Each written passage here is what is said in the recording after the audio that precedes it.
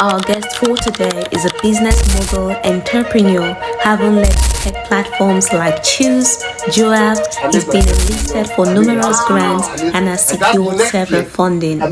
He's partnered with the Governor of Ondo State, causing tremendous social impact in bringing many into financial freedom. You discoverers and you tech genies, welcome Daniel Olowokere to share insights on how you too can unlock your financial freedom in the tech ecosystem. On the podcast, the Eclipse of Mentorship in Career Development. On today's episode of Let's Talk About It, Voices That Shape the Future, aka Lay Visar. Can you just take us back to the start from where it all began? What inspired your interest in entrepreneurship? Okay, thanks Evie for having me on your platform.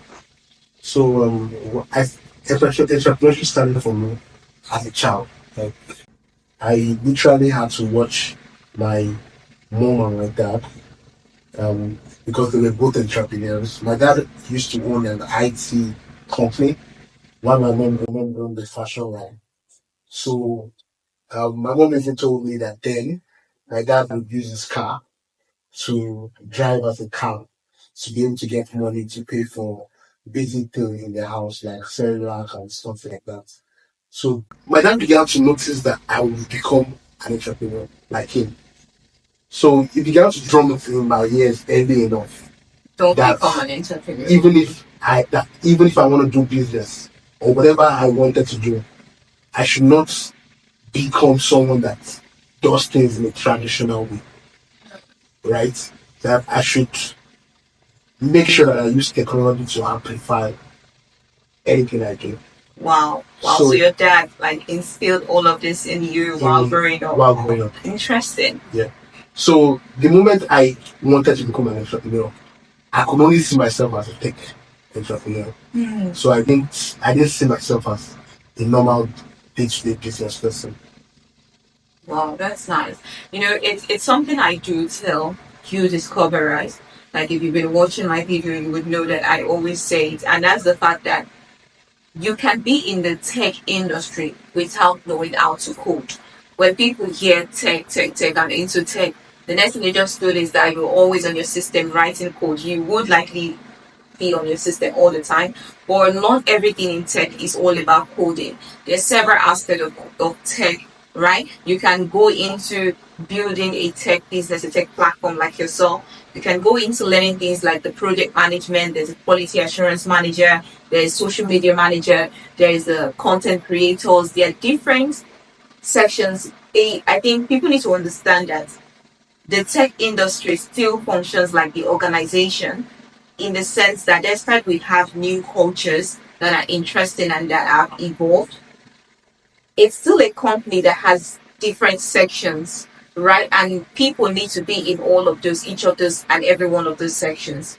So what do you want to say about that? So like you said, when it comes to tech, a lot of people just think that, okay, for me to be a tech person, I have to go and learn how to write code, how to be a programmer. But the reality is I'm a tech person and I don't know how to write a single line of code. Right? Even though there are some things I know how to do. I'm a tech person and I don't know how to write a single line of code. Yeah, even though there's a lot of things I know how to do. And I think you're also similar to that because I've seen you use tools that tech people use. And those tools are things that, people would ask that, okay, how can you use those tools? So one of the things you need to do for you to become a tech person is do a background study on what part of tech you want to place yourself in. There's the coding and there's the non-coding aspect of tech. So where was the transition and how did you get started? Okay, so my transition on how I got started was in university. So I schooled in the University of Ibadan. Oh. And then my junior brother knew how to write code. Okay. So I would get jobs for my junior brother, like website jobs, because I have sweet life. And my junior brother would really want to do those jobs and we'll split the pay. So I think that was how entrepreneurship started for me. Then I also engaged in a lot of entrepreneurial skills like community management, leadership, United Nations, all those kind of volunteering, building my capacity. Those are some of those I did on campus that helped me to become an entrepreneur. That's nice. That's nice. So in that aspect of collaborating with the Ondo State Governor and community, I'm sure you helped a lot of people start their career in the tech industry. So how was the experience like? What triggered that excitement? Where did that passion to help people begin their career in tech and do well in it? Where did it come from? Where did it start? How did you Okay, so for me, like my dad carried me to a tech school early. Carried me on a junior brother. So what happened was immediately I was done with um, secondary school, I went to do my A-levels and I really did well in my A-levels. So I was retained by my school as a tutorial assistant. So I used to follow my lecturer to other schools to teach. So I was also good at teaching. So when he's not able to make it to the classes, you tell me to teach on his behalf. So when I teach on his behalf, those people will like my teaching. So they'll tell the school that they want me to be retained as well. So this is as far back as 2011. I was making over 300, 400K, I was making money. But my dad had seen the future, that future was technology. So he carried me, even though I was making money, and my junior brother. So he pays on to learn how to code. And when I got there, I was just not nonchalant about everything. I didn't want to learn. My junior brother started learning. So when we went into school, I couldn't do those teaching jobs anymore. I was doing business in school, I'll get jobs with my junior brother. But he outgrew me in the sense that he started doing big things on his own. And the moment he left school, he landed a very good job. I was paying him about 500K a month. wow. While me, the jobs I was seeing were paying me like 60K a month. So there was a disparity. Was that because he focused on tech? It was because of the skill gap. Like I didn't have any skills for jobs. Except if I want to go back and teach. And the market of that teaching market is no longer the same. Because at the time I was teaching, I was being paid per hour. So I was paid like 1,000 naira per hour. So I could talk for like let's say 5 hours and I've already made 5K. I go to another place, I talk for so I was just being paid per hour and by the time I accumulate everything was much. So when I saw the gap, I discovered that without skills, you will not be able to do too much. So that was where the passion came from. But okay, why don't I form a company that will give people these skills? Because I've seen it happen to me. Like I saw someone that was doing well displaced because I didn't learn. Imagine if I learned how to code, even if it wasn't coding, learn how to do a technical environment. I would have been able to develop myself. And even though I graduated from school, I would have had something, I would have been able to get a very good job immediately. So that was one of the reasons why I started I started Chuuse. Interesting. So you saw like you experienced that clear disparity between people that had a tech skill and someone that didn't have, and it was just so clear for you because it was even your younger brother. Yeah. That's interesting. Last year I took a course on cloud DevOps. Right. And I paid a lot of money to learn that course. $3,000 to be specific. $3,000, yeah. I've also taken courses on product management. I've taken courses on user experience design. Like I'm someone that I've always been taking courses. Before I used to take business courses, and I started taking technical courses. It's not like, okay, this is what I was born for. This is what I'm good at. And this is where opportunities are always open for me. So I will not deny myself the opportunities because of the skills I'm learning. So that's why. And I love this. And in your response, you mentioned something about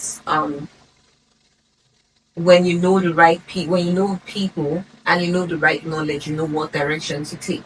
So how can you say relationships have helped your career so far? As I know you're very good at building relationship, you're very good with connection. So can you just throw some light into, let's say for example, now I'm just starting out my career, I don't know anybody. How can I find people? How can I mingle in the tech space? How can I get to know people? How can I connect? What's that strategy that you use in meeting the right people, connecting with them and growing? And how do you also manage those relationships? Okay, so one interesting thing is at Chuuse, we're currently building a platform for people to be able to meet people and learn and co learn, co build, forge things ahead, network, but a different kind of learning system that is based on social learning, right? And one of the reasons that inspired me to do that, to pivot from what we were doing before to that, is because I've seen the power of building connections in my own life as well. Yeah. One of the major tools I used to build connections was LinkedIn. LinkedIn. Yeah. So I've met a lot of people through LinkedIn, and we're friends today. We've done business together. So LinkedIn is a very, very powerful tool. You can send someone a message on LinkedIn, and you can literally move from just being strangers to having a mentorship relationship. Yeah. Depending on how well you know how to type and send your messages. So some people are very good at typing. Like me, I'm good at like constructing your message. Yeah. And also having a good follow up. You understand? With the person that you are connecting with. Then knowing how you can meet up with the person, how you can give the person value, and also get value from the person. There's something my mentor used to tell me. He says one of the reasons why he spends a lot of time with you is because every time he spends talking to you, he learns a lot. He's not just giving, he's also learning so much. So I think that's what I would say on building relationships and having the right connections. I think I love something you said in terms of giving value and receiving value.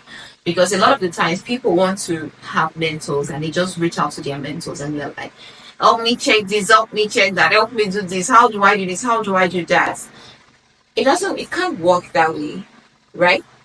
Or correct me if I'm wrong. People, some mentees, in trying to be mentee, they want their mentor to do what they're supposed to go to do to Google to get. And maybe it's like, for example, now I have an assignment, and instead of saying, okay, you're my mentor, I can come and tell you, maybe depending on the level of our relationship, I can come and tell you, okay, I have this assignment, and this is all that I've done. I've done the assignment. Can you just go through to see if you want to add or remove? In a way, do you get it? Yeah. Just with your experience. It's different from saying, I have this assignment, take the question, please help me do it. Yeah. And that's how some people literally approach it. And so, what can you say? What has been your experience with that? What can you say are the to-dos of a mentee and the don't-dos of a mentee? Yeah, so when it comes to seeking mentors, once you're able to get a mentor, or a mentor is able to get a mentee, your relationship should be such that you are giving value and you are making sure that whatever you guys are, the way you are interacting, you are also receiving value as well. So make sure that you have specific things that you want to get. And one of the things that I got a mentor for was I for me my mentor is a life coach. It means he can coach you on anything. He can coach you on how to make money. He can coach you on relationships. He can coach you on spirituality. He can coach you on every area of life. And he's not just a life coach for me. He has hundreds of other people that he coaches as well. Okay. Right? Is that your spiritual father now, or? I won't say it's not. He's not my spiritual father. Okay. But He's a life coach. He's my life coach. Or he's a life coach for a lot of other people. Right? And one of the things I've seen is out of everybody that is directly mentoring, I'm like one of the closest to him. So how were you able to form that relationship? The way I was able to form that relationship was basically having been sincere, having that sincerity of heart. Do you understand what I'm saying? Like a lot of people try to take advantage of their mentors. Imagine you having a mentor and you're asking your mentor for for money. Do you understand what I'm saying? Yeah. Or you are abusing the familiarity you have with him. Okay. Or he tells you things in confidence and you are going out to talk about them to other people. Yeah. You understand? So it's people will not draw you close when they see that you are not someone that is trustworthy. So aside from me, I've had mentors in the past that have also tried to help me in certain areas of my life. But one thing I can tell you for sure is you have to be someone that is reliable. You have to be someone that is trustworthy. You have to be someone that they can depend on. You have to be someone that recognizes how to get something from your mentor. Like buy them a gift. Don't always like no matter how rich they are, buy them something. So many rich people do not receive gifts.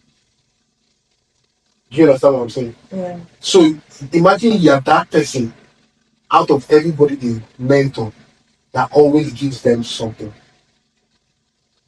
Do you understand what I'm saying? Yeah. They would look at you differently.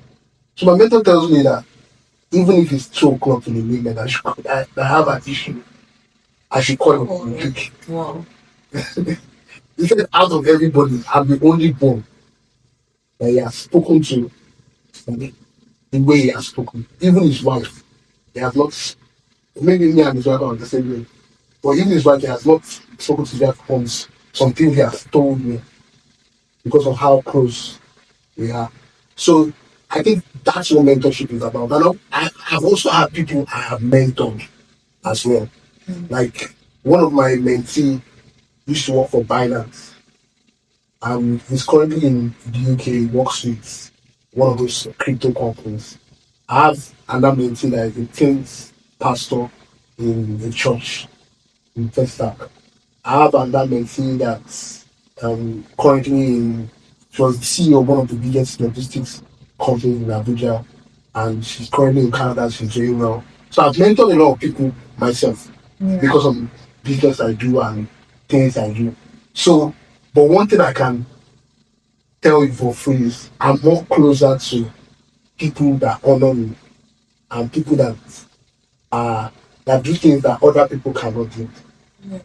Because most mentees just want to receive. They don't want to give. Wow. Yeah. Wow. That went deep. That's interesting. So being willing to give value, being willing to give, being willing to also be someone that your mentor can also rely on. Because usually it's the other way around. It's always the mentee should be able to rely on the mentor. Yeah. But you've been able to switch that dynamics in a way that you then end up getting all of the privilege, all of the things that others are fighting and scrambling for and feeling entitled for. Let me put it that way. Yeah. But by you changing that dynamics, you being the one to become reliable, it's like you mirror the image that you want to receive. Yeah. So I want to be able to rely on you. Instead of demanding that reliability, I become reliable. Yeah. I want to be able to receive from you. Instead of demanding that let me receive. You then give. So in that way, it's like a psychological effect, and then you're mirroring what you want to get, and in that aspect of you're reflecting what you want to receive, and in that aspect of reflecting it, you then end up creating a mirror dynamic where the person is now reflecting it back to you. Yeah. That's amazing, and I think that's something that we can all learn from, because it would help us not just build a mentor-mentee, the usual conventional mentor-mentee dynamics, but it would also create a situation that allows for like a long-term relationship. And I think that's one thing that you have very much, being able to create connection, being able to create good and lasting relationship. But is there anything you want to share that you've not, you feel okay, I can't get to share this and I've not shared it, she hasn't asked me? You can go ahead. Uh, so I don't know. I think we wanted to talk a lot about um how do you know what career to take? Yeah. How do you know I was trying to get that out for people. I don't know if you were not wanting to go deep into how we started, right? Because there's a lot of people here that want to know how to get started. Let's say I'm feeling lost and I want to start. I don't know where to start. Or maybe I've even tried, but it's not just working for me. So how do I know where to place myself? How do I know what career to go into? So, like I said, there was a question you asked me. You said, how did I know that I was supposed to be in business? Yeah. Even after that, this parenting that happened between me and my brother. Yeah. Where he was earning like times 12 of what I was earning, right? And I knew that, okay, if I had the skill, I could be at par. But instead of me going to get the skill, I went to go and start a business and do tech business and what's not. So it's similar to this. So what I can say is, don't deprive yourself of any skill or any training that you can get. So you know that, okay, I don't have a job right now. If it's social media money that you can find, or it is virtual assistant you can find, or product manager that you can find, any skill that you just think is good. Maybe someone you look up to is doing it. I think you can learn it and you can be good at it. Go and do it. Because, for example, when my junior brother started making money, my youngest brother in the US wanted to be a medical doctor or a nurse. The moment he saw that my junior brother here was making money, he left nursing school and started learning computer engineering. Oh my goodness. Today he earns more. He earns times 3 of what my junior brother was earning. Wow. He even earns more than my mom. Wow. And my mom is a nurse in the US. Wow. So me too. I wanted to learn software engineering, but it was too much for me. I had to go and learn DevOps. DevOps too involves some level of coding. Yeah. So I can code a little step.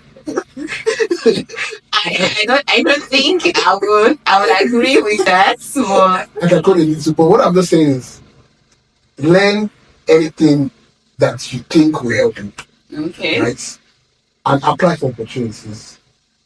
The opportunities may not come in the areas that you learn. Yeah. They may come in other areas that you learn. Yeah. But those knowledge that you gain will not be wasted. It won't be wasted. Because any day that I need to use that DevOps skill, I will activate it. Very true. Any day when I need to use it, I will activate it. One of the things I believe, when people are like, what can I learn? What can I start with? There are times where, okay, if the person is still a student, the person has time, right? There's enough room to try and error. There's enough room for try and error. And that's why I really believe in starting as early as you can. Even regardless of where I am today and how high people esteem, if I could have started at 8 years old, of course I would. Right? So because at that, when you start early, you have enough room to touch everywhere. You have enough room to play around. Nobody's expecting you to come and feed a family.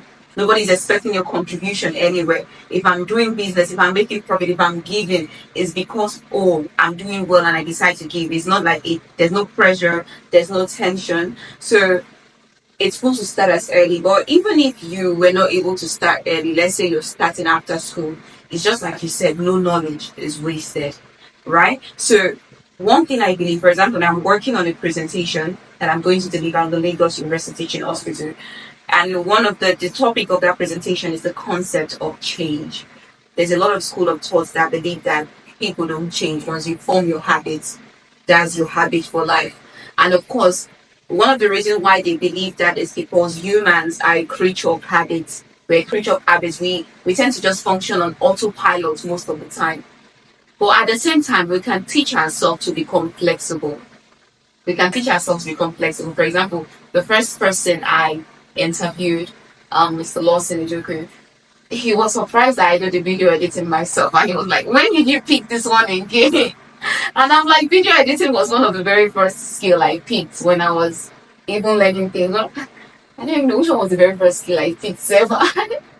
Okay, there's a lot of things I do. I don't even know when and where I pick. I just know that if there's something to learn, not that's I just know that one of the reasons why I learn skills so much is that let's say there's a role to fill now. Someone just has to fill it. And there's nobody to fill it. Okay, what am I supposed to do? Let me learn it and do it. And in that process of learning to replicate the result for a specific task, I've already picked up the skill. So what am I trying to say here is that is despite the fact that we are creatures of habits, but we've also been designed in a way to allow for flexibility. Of course, some people can be more flexible than others, and even your flexibility is also as a result of training, in the sense that the Charles Darwin law, whatever you're using, it becomes prominent, right? And that part of your brain, of yourself that you're not using, it tends to diminish. So if you're training yourself on flexibility, you're learning one skill to the next, it's kind of a mental exercise that allows you to now learn things at a faster rate. So you're improving your ability to learn, the capacity at which you learn. Do you get? Yeah. So that ability to be flexible, to be able to learn different skills, you can develop it. And it is very much needed in the tech skill because things are constantly upgrading. If you're not on your toes, you'll be left behind. In this tech skill, there's new new programming language coming up every day, advancements in the technique at which they code. So it's constantly on the horizon, it's constantly moving, and you have to learn to catch up. You have to be flexible to catch up. It's just like you said, initially you were in the teaching industry, you were just dedicated solely to teaching. And then you notice that your dad put you and your brother in coding. Initially you didn't want to learn the code, right? And then when you saw that your brother said any more than you and you were normally the one earning more, and just in the twinkle of an eye, it was like it moved beyond you, right? So you had to quickly do what? You had to adapt. So people need to learn to adapt, and in that aspect of adapting, you have to learn to pick up new skills. Don't overthink it. Don't overthink it. If project manager is before you, learn it and be done with it. Right? If you now still realize that, okay, well, I'm going into data analysis, the fact that you've learned project management does not stop you from learning data analysis. Right? And one of the things it also does, one of the things I've noticed for people that are able to combine, that have knowledge in different fields, it stands them out in whatever they eventually decide to do. It stands them out. That ability to combine different kind of skills into your the specific skill or career path you're taking, it makes you stand out in this competitive world. And right now the competition is drastic, right? It's over the roof. Something you mentioned when you saw the way I did my intro, and you were like, this is new. You've not seen it I've not seen it from anyone. From anyone, the way I edit my intro. And one of the reasons is because I've been able to combine several knowledge. I'm not just the regular person that is, maybe I just went to just dedicate myself solely to learning how to do podcasts and edit podcasts. I don't know if you know what I mean. But because of several places I pick up things, I'm able to create something new. And like it or not, it's now new to me. I don't know if you get what I'm trying to say. So why will you get it? Because you've been able to learn different knowledge from different aspects. So you have that vast pool of knowledge. You have a larger pool of knowledge to pick from than someone that would have just been secluded alone to just data analysis. Just a particular. So feel free to learn. If you have materials to learn. In the process of learning, you start to realize, okay, this is the one I'm more in tune with. It might not even be that. It might be that, okay, you learn project management, you learn video editing, you learn data analysis. The next thing you see, an opportunity comes, $3,000 per month on data analysis. Pick it up. There are people that literally get the job before they even start learning the skill. And then they learn on the job. And if you've been able to train yourself to be that fast learner, to be someone that, okay, I can easily just pick up something and learn it, the people that employ you will not even know that you're learning on the job. Yeah. It doesn't need to be obvious that she's learning on the job. Yeah. Do you get it? Yeah. So being able to flexibility is needed in this current trend, in this current age we are, if you're not going to be left behind. Yes. Just the same way you were able to push yourself forward, you were not left behind. Why? Because you became flexible. You had to adapt. If you just said, no, I want to stick to the teaching app, this coding is not working for me, let me just go back to teaching where I'm coming from, you will not be seated here today. Right? So that ability to learn, that ability to become flexible. Sometimes don't think it too much. If you're thinking, should I go into data analysis, project management, should I code, should I do web development? You see that the thought is too much. Just pick one that you see, okay, I'm easily, this one I'm learning it faster. Let me just enter there. Or your interest is there, just enter there and learn. Yeah. But then there's now also the situation where, okay, I need money. I'm a graduate, I'm a graduate at the age of 24. And our family is already there looking at you. Because the moment you graduate in a Nigerian home, family is already eyeing you. They're expecting, they might not necessarily, even if you're from a rich home, in the sense that they don't really have much expectation, in the sense that they're not expecting to collect from you. There's still an expectation that you're meant to start doing something with your life at this point. So what kind of advice would you say to people that are starting that late? Okay, so when it comes to starting late, I think the way money works is you have to find something that you need and fill that need. Fill that need. Wow. That's the way money works. So there are two things you can do. You can take your certificate and move around looking for a job. You can sit at home and keep applying for a job. Yeah. Or you can go and solve a problem. You understand? And by solving a problem, you can make money. So the job can come, but don't wait for the job to come. Find a job. Create it yourself. Create a job for yourself. Yeah. You understand? And how can you create a job for yourself? You can, for example, I see what people do on LinkedIn. Some people go on LinkedIn and start acquiring followers. Yeah. And after they acquire a lot of followers, they start teaching people how to acquire followers, and they charge them money to join those classes. That's like a self-created job. To join those, they charge them money on how to use LinkedIn to do this, how to use LinkedIn to do that. That is an opportunity that someone created out of thin air. Yeah. You understand? I see some people teaching people how to get, consulting for people how to get global talent visa. And they don't have global talent visa. You understand what I'm saying? So you just see a lot of opportunities that people have created for themselves out of thin air. Yeah. So that's the kind of person I am. Like even sometimes now here we teach. Okay, you just go ahead. That's the kind of person I am, because when I saw that what they were paying me was not good enough, I made up my mind that I would rather be an entrepreneur than go through this humiliation, right? Yeah. Because I wasn't given the 60K was not coming at 60K. You cut my salary to 45 and all those kind of things. So I just felt like, no, this is not for me. When I can think, when I can solve problems. Sure. And that was what made me to go into entrepreneurship. And I went into entrepreneurship. I made my first million. I made like that. The next year, I made like $1 million 3 times. You understand? And I just realized that, wow, like, making money is not that hard. You understand? And that's why, right? I would advise you to go into entrepreneurship too, because it's very hard. I think it's for specific people. You know, they have the mind for it. Yeah, I won't advise you to go into entrepreneurship too, but I'm just saying, before you get a good job, create a job for yourself. Yeah. And there's nothing that you do that you cannot make money. As far as you find a need and you feel it, you will always have money. For example, one of the things we teach here is how people can, we have a full course on how people can prepare CV, put their resume together, things like that. Now, there are those that will get that knowledge and once they get that knowledge, they'll use it to create their own CV. There are also those that will get that knowledge, and once they get that knowledge, they will start. They will turn it into a business of their own.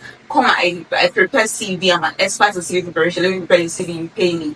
Do you get what I'm trying to say? There are some that almost say, okay, let me teach you, pay me this amount. But the best one is even I have prepared CV. I took a course on it, right? So instead of just saying, let me prepare my CV alone, I prepare my CV, I'm not still waiting for a job. In that moment where you're still waiting for a job with your own CV, you can start preparing people's CV and collecting money from them. Because a lot of people don't know how to do it. You'll be surprised to know. Yeah. I've seen a company that does that. Yeah, there's several. Something that. But most of them charge in dollars. Yeah. That's the issue. So it's something that's a good opportunity. There's nothing that you cannot create value from. Yeah. So, even all of the skills that you're learning, you can easily just come up with an idea and create a skill for a value from it. But one thing I want to get from you now is you've been able to coach a lot of people in the tech industry, in the tech field, in learning skills and in earning money with that skill. You also watched your brother how he did it. So can you is there like a not necessarily a step-by-step process, but if I wanted to move from the movies now, I want to learn a skill and I want to earn a job, what would be the likely trajectory to quickly get me there?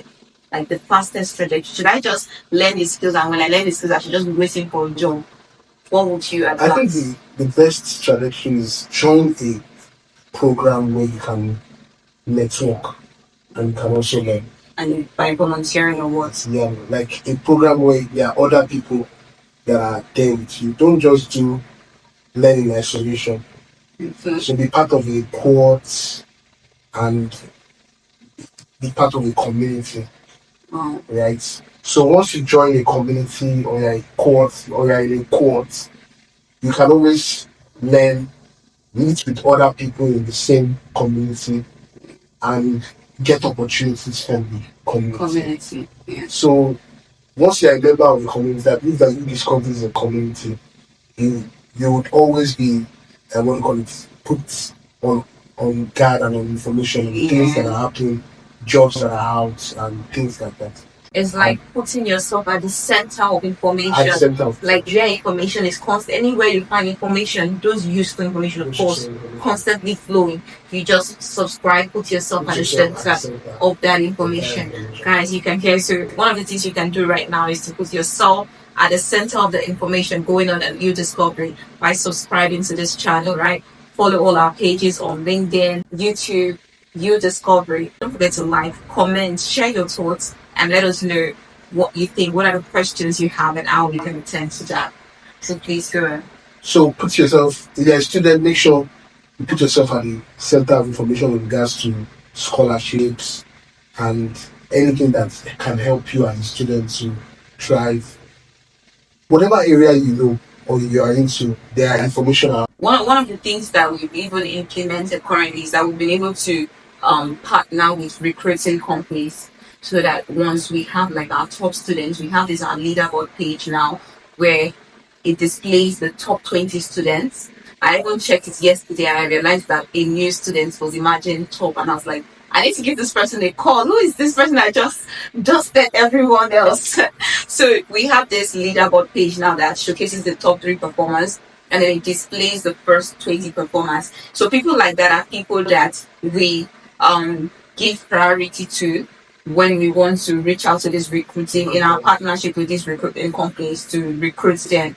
That's one of the things. And then the another people we also, in fact, the first people we even prioritize the most are volunteers. Those are performing well as volunteers. So we have this key performance index with which we measure their performance. We're able to write recommendations for them if they need. So we just have several things that are in place. Like you said, this community, this community, you're helping them to measure their growth, helping them to build their portfolio from scratch. In a sense that whatever tasks that they carry out, whatever tasks you carry out is going to be added to your profile, to your portfolio. And that way, even if you don't have experience in the field, you're able to say, okay, these are the tasks I've completed. It serves as your portfolio. So that's relating to what you're saying now when we talk of being in a community, because in isolation you will not have been able to do all of that. You will not have been able to, you might not, there are people of course that have been able to do that in isolation. However, for the majority of people, they need guidance, they need all of this mentorship, and that's one of the places where you've been able to excel at. That's one of the places where you discover is also coming in to help these people. So thank you so much. This is an amazing one. Yeah, thank you, Ivy, for having me. So I would say we've come to the end of this interview, although I really feel we will have you in another section. I don't want this to be too long for the audience, but I feel we're going to have in another section where you just talk to us solely about the grant application, how to apply, how to put yourself at that advantage position that you're likely going to win. Because, like we mentioned, the competition now is high. A lot of people are applying. So to be able to select yourself out of 4,000 people, becoming one of the 5 persons to apply, becoming one of the 5 persons to emerge, it's not easy, right? Kudos to that. And then after that, you're able to secure all their grants. So that's a knowledge that we need to glean from. So we're going to get there. We're going to invite you over again. And thank you so much for honoring this invite. Yeah. I don't know if you watched of course you did. You didn't watch our previous interview, and then you must have watched the rapid fire question, right? So the previous guest, his name is Mr. Lawson Ejuku, and he was able to set a record of 7. He was able to answer 7 rapid fire questions in 1 minute. So now we're just going to start your timer for you, and we're going to see how many questions you can answer in 1 minute. Are you ready? Yeah. So start. Tech or business? Tech. Mentor or mentee? Mentor. Early bird or night owl? Night owl. What's the boldest risk you've ever taken? Become an entrepreneur. One thing you do every morning? Read the Bible. Purpose or profits? Purpose. One thing you'd tell your younger self? Don't become an entrepreneur. Who inspires you the most?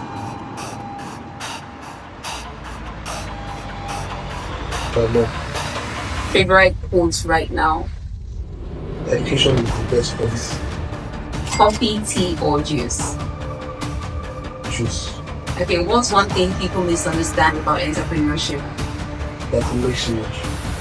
First big win you'll never forget. Orange color. Congratulations. So thank you so much for making yourself available. It's not an interesting one. Bye.